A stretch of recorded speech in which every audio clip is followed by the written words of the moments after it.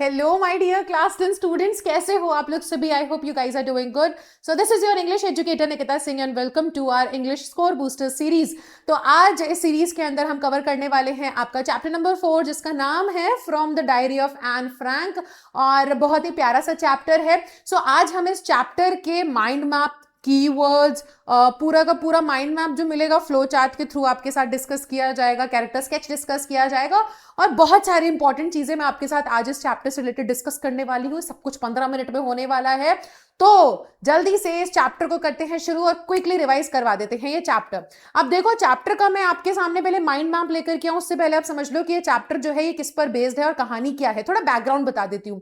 सो Anne Frank बहुत ही जाना माना नाम है हिस्ट्री में, एक छोटी सी यंग गर्ल।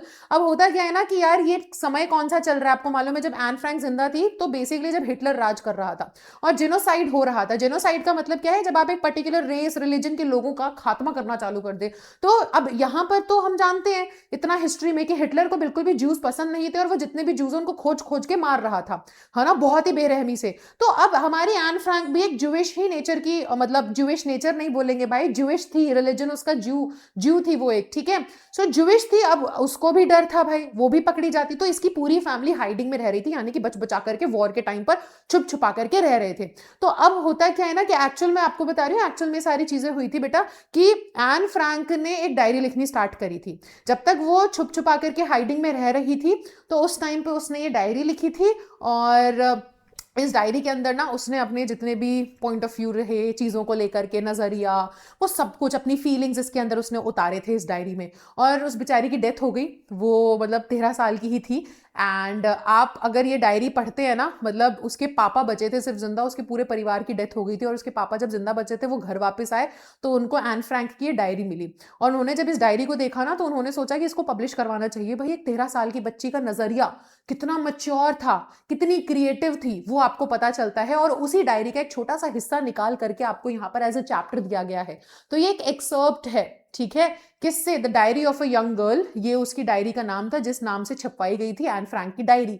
तो उस डायरी से लिया हुआ ये चैप्टर है, जहां पर किस चीज के बारे में बात हो रही है? बेसिकली ये डायरी ना उसको उसके आई एम सॉरी उसके पापा ने गिफ्ट करी थी उसको, उसके 13th बर्थडे पर। तो अब ये डायरी उसको जब मिलती है, तो यहाँ पर वो अपनी पूरी जर्नी बताती है कैसे उसने डायरी में लिखना स्टार्ट किया था। तो वो शुरू में ही बोलती है कि यार देखो, मेरा ना ऐसा तो कोई इंटरेस्ट था नहीं डायरी लिखने में, ना ही मैंने कभी पहले डायरी लिखी थी। और मुझे मालूम है मैं डायरी लिख भी देती तो कौन ही एक 13 साल की बच्ची की डायरी पढ़ना चाहता, उसको क्या इंटरेस्ट आता उसको पढ़ करके। लेकिन उसके पास कोई भी रियल फ्रेंड नहीं था, कोई भी ट्रू फ्रेंड नहीं था, यानी कि ऐसा दोस्त जिसके साथ वो खुल करके सारी चीजें शेयर कर सके। अब वो यहाँ बताती है कि ऐसा नहीं है कि मेरे पास मतलब सच में दोस्त नहीं थे, भाई दोस्त तो बहुत थे, कहने को लोग बहुत थे, परिवार था जो कि मुझे बहुत प्यार करता था। लेकिन वो एक सच्चा दोस्त होता है ना, कि जिसके साथ आप अपनी बिना सोचे समझे सारी चीजें शेयर कर सकते हो, वो बॉन्ड। कहती है कि वो बस चीज जो थी मेरी लाइफ में मिसिंग थी, जिसकी वजह से उसने सोचा कि डायरी लिखना ही शुरू करते। बट वो डायरी वैसे नहीं लिखना चाहती थी जैसे कि बाकी सब लिखते थे। वो चाहती थी कि वो डायरी को एज अ फ्रेंड ट्रीट करे, और वो उसका नाम रखती है किटी। कमेंट्स में लिख दो किटी, जल्दी से, ये आपको याद रखना है, राइट। तो किटी वो उसका नाम लगती है। और इस डायरी के अंदर वो पहले अपना एक ब्रीफ इंट्रोडक्शन देती है, अपने मम्मी पापा के बारे में बात करती है, अपनी बहन मार्गरेट के बारे में बात करती है, अपनी दादी के बारे में बात करती है जिसको वो बहुत प्यार करती थी, लेकिन उनकी डेथ हो जाती है। ठीक है, अब आपके लिए यहाँ पर बहुत इंपॉर्टेंट होगा बेटा कि आप ना ये सभी डेट्स याद रखें, दादी की डेथ कब हुई थी। आपके लिए इंपॉर्टेंट रहेगा कि आप जो हमारी एन फ्रैंक है उसकी बर्थ डेट याद रखें, उसकी बहन के बारे में आपको डेट थोड़ा याद रहे, ये सारी चीजें आप याद रखिएगा। अच्छा, आगे कहानी के अंदर हम देखें तो और इंपॉर्टेंट चीज ये है कि वो ना यहाँ पर एक लाइन यूज करती है जो बहुत ही ज्यादा इंटरेस्टिंग है, बहुत डीप है, और एग्जाम्स में भी आ जाती है। वो कहती है कि paper has more patience than people, यानी कि एक कागज में ज्यादा सब्र होता है लोगों से। मतलब कि भाई कागज में अगर आप अपने मन की फीलिंग्स उतारेंगे तो वो आपको कभी जज नहीं करेगा, और वो बहुत ही पेशेंस के साथ आपको सुनेगा, आपकी सारी फीलिंग्स वहां पे आप उतार सकते हो। लेकिन लोगों के साथ ऐसा नहीं होता। Not everyone is going to be interested in your day to day activities और whatever you have to say, right. तो यही एक पॉइंट होता है जिसकी वजह से वो ये लाइन कहती है। अब आगे हम देखें तो वो अपने स्कूल के बारे में भी बहुत सी चीजें यहाँ पर शेयर करती है कि उसका स्कूल कैसा था, और कौन कौन लोग थे, उसके फ्रेंड्स कौन थे। जीएन नाम हमें देखने को मिलता है जो उसकी फ्रेंड थी। मिस्टर कीजिंग के बारे में बात करती है, एंड ऑल्सो वो अपनी हेड मिस्ट्रेस के बारे में भी बात करती है जिससे उसने बचपन में पढ़ाई करी थी। और उस हेड मिस्ट्रेस के साथ जो फेयरवेल था वो बहुत ही ज्यादा इमोशनल था। तो ये सारी चीजें आपको ध्यान में रखनी पड़ेंगी, ठीक है। और लास्ट में ना यहाँ पर एक और जो इंपॉर्टेंट चीज आ जाती है कि हमारी एन फ्रैंक का हमें एक नेचर देखने को मिलता है कि वो बहुत ही क्रिएटिव है येट बहुत टॉकेटिव भी है। यानी कि उसके जो मैथ्स वाले टीचर थे मिस्टर कीजिंग, वो ना उसको क्लास में बड़ा ही डांटा करते थे कि तुम क्यों इतना बातें करती हो, तुम्हें थोड़ा शांत रहना चाहिए। अब यहाँ पर हमारी एन बताती है कि भाई देखो, वो वैसे तो उसकी ना सभी टीचर्स से बनती थी, ठीक है, लेकिन मैथ्स में थोड़ा सा तो उसके साथ गड़बड़ी थी कि मैथ्स में वो इतनी तेज नहीं थी, राइट। और बाकी टीचर्स उसे काफी ज्यादा प्यार भी करते थे, पसंद भी करते थे। ये हमें उसकी डायरी को पढ़ करके समझ में आ रहा है, चैप्टर में क्लियर कट दिया गया है। उसे डर भी नहीं था कि वो फेल हो जाएगी, ऐसा कुछ, बस उसे मैथ्स में थोड़ा सा डाउट था, बाकी उसे पता था सभी सब्जेक्ट्स में पास होने वाली है। अब मिस्टर कीजिंग को उसका बात करना पसंद नहीं था, लेकिन फिर भी एन बहुत बातें किया करती थी। मिस्टर कीजिंग ने एक बार उसे डांटते हुए होमवर्क दिया कि तुम ना चैटर बॉक्स के ऊपर एक ऐसे लिख करके आओगी। बड़ा ही क्रिएटिव ऐसे लिखा उसने, राइट। और उस ऐसे में उसने क्या लिखा, उस ऐसे में उसने लिखा कि स्टूडेंट का तो ट्रेट होता है बातें करना, तो मैं बातें करती तो कोई दिक्कत नहीं है। फिर और उसने मतलब आगे भी बहुत सारे आर्ग्यूमेंट्स दिए थे कि मैं अपनी ये आदत मुझे अपनी मम्मी से मिली है और मम्मी से मिली हुई आदत को तो चेंज नहीं किया जा सकता है। और उसे आने वाले टाइम में दोबारा से ना ये लेटर वेटर वो लिख करके आई, ऐसे सॉरी लिख करके आई थी। तो इस ऐसे को लिखने के बाद भी चुप नहीं हुई थी एन फ्रैंक, वो क्लास में बात करती रहती थी। तो उसकी टीचर ने उसे तब भी टोका कि एन फ्रैंक बातें करना बंद करो, राइट। और उसे क्या बोला गया, उसे दूसरी बार लेटर लिखने को कहा गया था, लेटर क्यों बोल रही हूं मैं, सॉरी, ऐसे। दूसरी बार उसे ऐसे लिखने को बोला था, और इस बार किस पर लिखने को बोला था, N incorrigible chatter box. Incorrigible का मतलब ढीठ, जिसे सुधारा नहीं जा सकता। तो चैटर बॉक्स यानी बातों नहीं, इतनी बातें वो करती थी, उसे दोबारा बोला गया कि अब तुम दोबारा जाओ और दोबारा जाकर के एक ऐसे लिख करके लाओ। वो दोबारा ऐसे लिख करके आई, पर फिर भी बातें करे जा रही थी। अब तीसरी बार उसको पनिशमेंट मिली। अब ये चीजें आपको याद रखनी है कि उसे 3 बार पनिशमेंट मिली। पहली बार क्या पनिशमेंट मिली, कौन से टॉपिक पे ऐसे लिखना था, सेकंड टाइम कौन से टॉपिक पे ऐसे लिखना था, और थर्ड टाइम उसे बोला गया था quack quack squawk said mistress chatterbox, ऐसे करके उसे बोला गया था कि इस पर अब आप एक ऐसे लिख करके लाएगी। तो इस बार उसने क्या सोचा कि अब मैं ना थोड़ा क्रिएटिव हो जाती हूँ और मैं पोम लिख करके आती हूँ। तो हमें ना एन की क्रिएटिविटी उसके इसी स्टाइल से नजर आ रही है कि पहले उसने क्या आर्ग्यूमेंट्स पेश करे, दूसरी बार क्या आर्ग्यूमेंट पेश करे, अब लास्ट में वो जो पोम लिख करके आई उसमें कितनी क्रिएटिविटी नजर आ रही थी।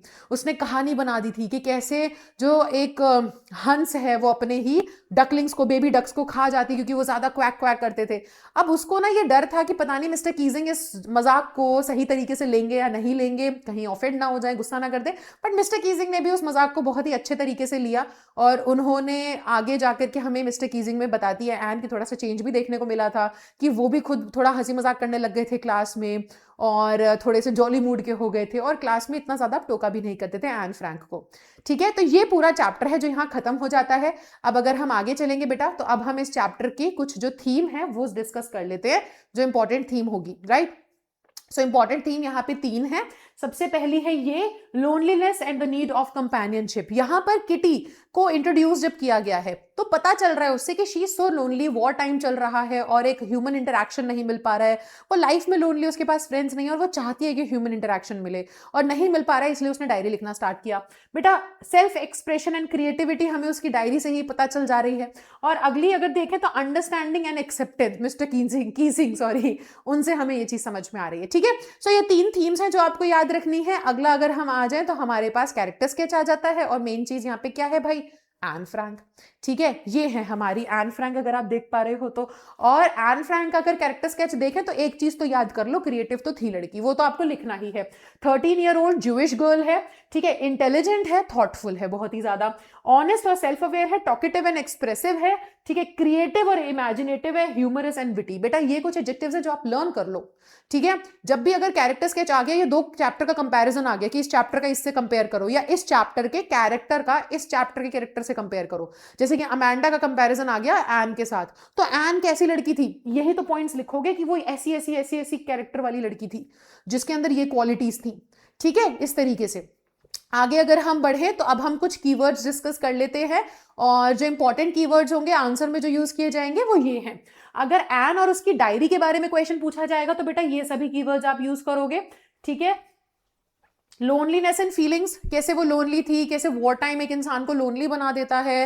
एंड उस टाइम पर एन की आप कंडीशन समझते हुए कोई क्वेश्चन अगर इस टाइप का आ जाए कि आप ये बताइए, तो उसमें ना ये सभी जो कीवर्ड्स हैं ये आप यूज कर सकते हैं। Personal reflection, self expression, desire for companionship, ये सभी आपके इंपॉर्टेंट कीवर्ड्स हो जाएंगे।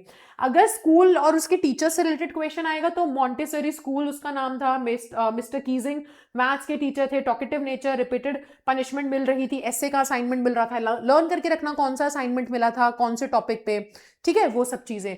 अगला, अगर क्रिएटिविटी और उसकी इंटेलिजेंस के बारे में बात हो तो ये सब यूज करोगे। चैटर बॉक्स वाला जब उसने ऐसे लिखा उसमें क्रिएटिविटी नजर आई, इनकॉरेजिबल चैटर बॉक्स में क्रिएटिविटी नजर आई, humorous tone, clever argument, impressive writing skills, ये सब कला थी उस छोटी सी बच्ची में, ठीक है। और अगर थीम या आइडिया ऐसा कुछ क्वेश्चन आता है इनके ऊपर बेस्ड, तो ये सभी आपके कीवर्ड्स बनेंगे जो आपको अपने आंसर में यूज करने हैं। चैप्टर में हमें पावर ऑफ राइटिंग देखने को मिल रही है, freedom of expression, emotional maturity, adolescent psychology, ये सभी हमें देखने को मिल रहा है।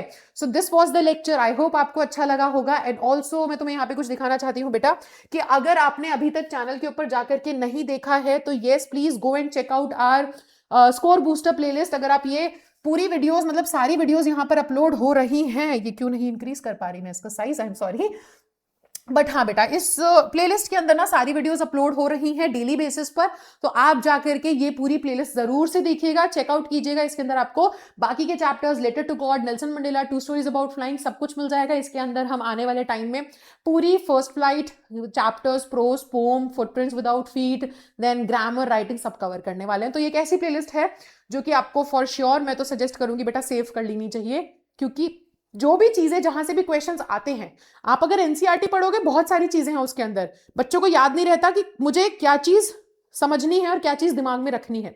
इस सीरीज में मैंने आपके लिए छोटी कर दी है चीजें, जो मैं पढ़ा रही हूं उतना ही आपको दिमाग में रखना है, उतना ही याद करना है, इसी से आंसर बन जाएगा, ठीक है। तो आगे आने वाले टाइम में चैनल को भी सब्सक्राइब कर लेना, बहुत सारा ऐसा इंटरेस्टिंग कंटेंट मिलता रहेगा।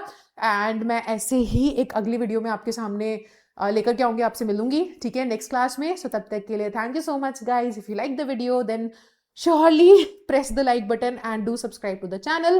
तब तक के लिए bye bye, take care, thank you so much everyone.